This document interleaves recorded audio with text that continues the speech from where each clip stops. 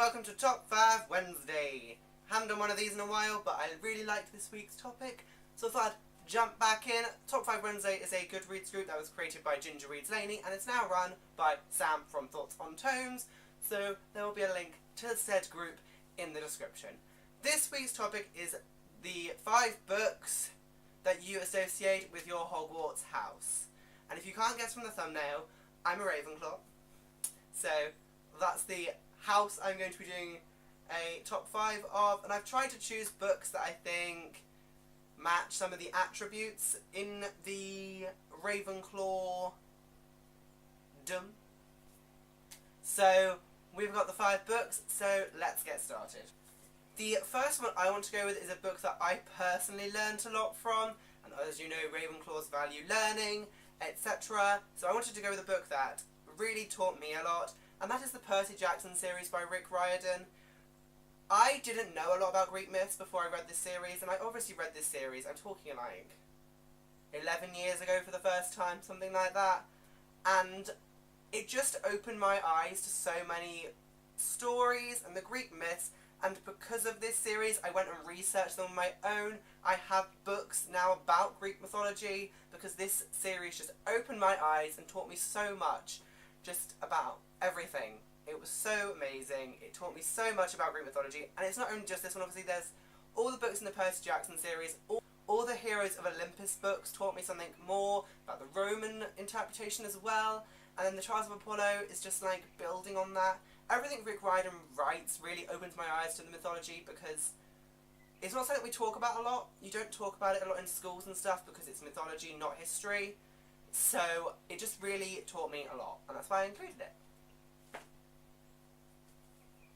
This is another book that kind of taught me a lot, but it was a different kind of teaching, and that is The Curious Instinct of the Dog in the Nighttime by Mark Haddon.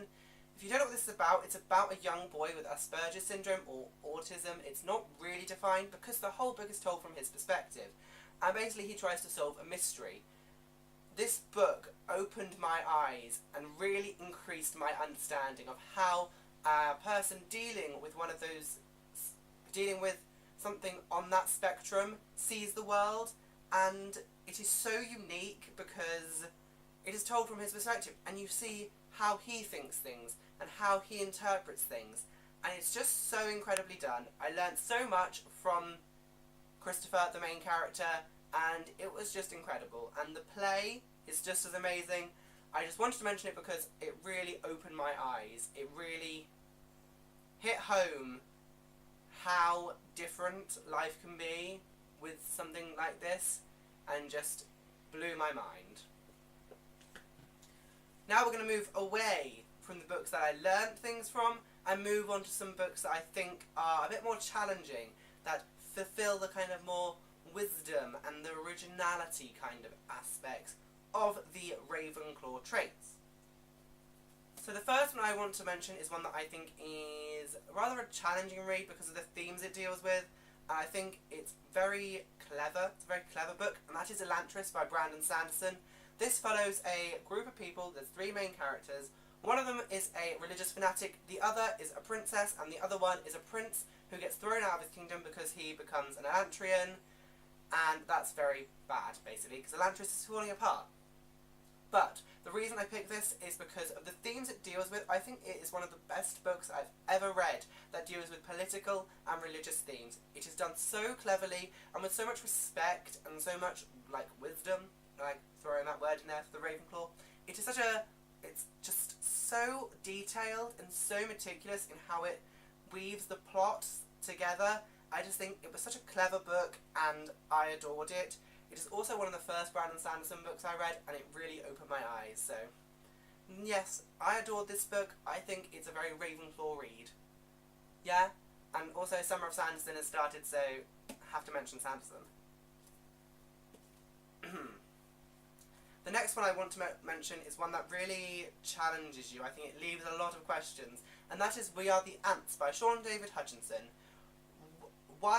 It's an original book. This book follows a boy who is trying to cope with the loss of his boyfriend after his boyfriend committed suicide, and deal with that, and his nan has got dementia and she is losing her memory, and his family is just falling apart. On top of that, aliens abduct him and ask him if he wants to save the world. And that is the question I think this really poses. Would you save the world if you knew everything about how horrible life could be? Henry, the main character, really sees a lot of darkness in the world. He sees a lot of horrible things. And if you saw all of that, would you really want to save the world? I think it poses quite an important question and deals with a lot of really mature themes in a very good and refreshing way. It deals with the suicide, it deals